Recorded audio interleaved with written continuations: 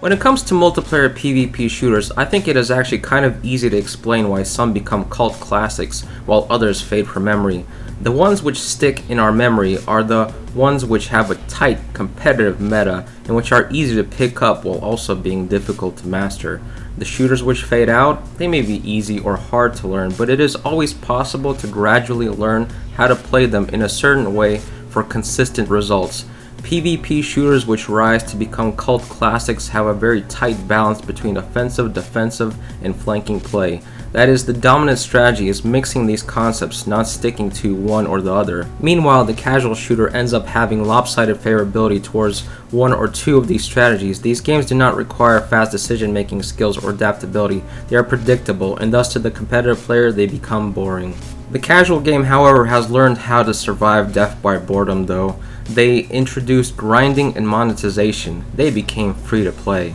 While the label may imply that casual players tend to play games for a short amount of time, I don't really think that is accurate. Free to play games tend to have casual players spending hundreds or thousands of hours on the game.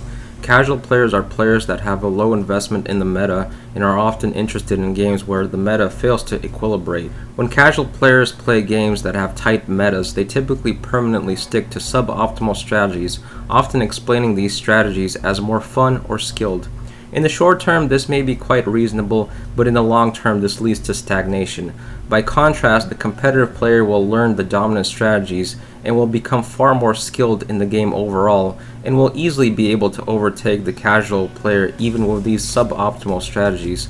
The truth is that if a casual player sticks to a game for too long without investment, i.e. self-improvement, he has only one way to go: the path of ego. The need to feel superior to other people. And that is the road by which we come back to the free-to-play monetization model. I will specifically speak about a case familiar to me, but I'm sure players of other free-to-play shooters will notice some similar trends.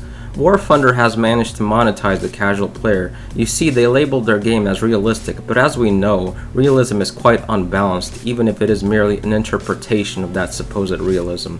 The game developers of this game have made it so that there's a tier of vehicles that is only accessible to paying customers, and they know how to milk that. Every time they release a patch, they make sure the high tier meta is broken. They make sure to release a tank that is demonstrably better than the rest, and we all know the result: a flood of players buying these meta-breaking vehicles. Why does this happen? Because it fuels the casual's ego to be able to show off to his peers that he is no worse than them and that he is quote-unquote rich enough in real life to buy this power and to feel skilled without having to learn a more balanced game.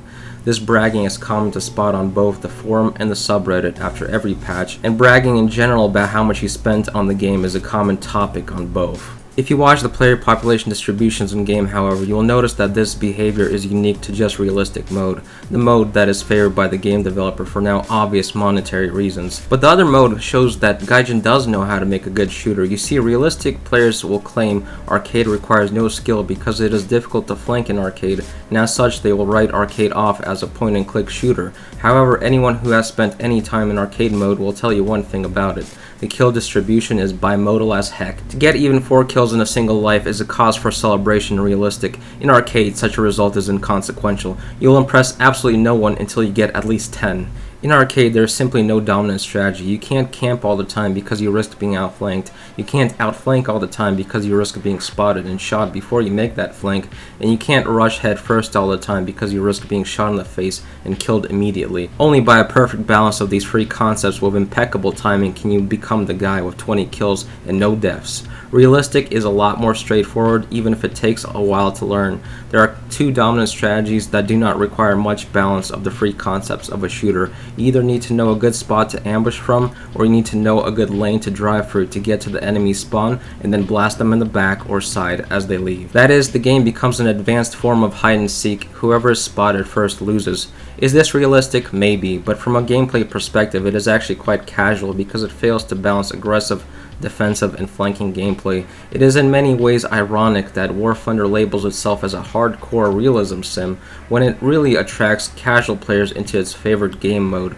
Casual players with a hardcore interest in history, but casual nonetheless. It is also ironic that realistic players are so vitriolic towards arcade and treat it with such hatred. Gaijin probably had no intention for it to end up this way, but it really goes to show how monetizing human vice can lead to some toxic results. But I really haven't even mentioned the worst case of pay to win in this game, which is present, as you might have guessed, in realistic mode. You see, in realistic, you have to visually figure out what a tank is and where his weak spots are, and of course, War Thunder Realistic has a way for players to stop you from doing so. They have allowed players to buy bushes that can be plastered onto a tank to completely hide its identity and where its weak spots are. It is blatant pay to win, and this fact is recognized by the community, but if you try playing high tier RB, you'll immediately know that this fact bothers absolutely no one. In fact, posting a picture of your tracked bush is liable to get you karma on the subreddit rather than downvotes. I think the main reason I made this video essay was a video I saw by NuSensei, an arcade player who has since abandoned the game.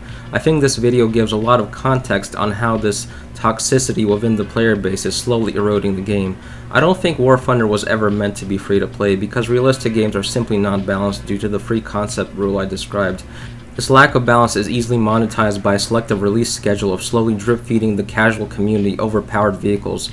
War Thunder would have fared a lot better long-term if it was marketed on its arcade mode or if it was purely a one-time payment hobby game with no further monetization. In its current iteration, it has become a sort of chimera of bad free-to-play practices and a magnet for people who need constant validation. Its community has become unbearably toxic and unlikable because of these problems. Anyhow, if you liked this essay, please like and subscribe because this helps my channel tremendously. I'll see you next time.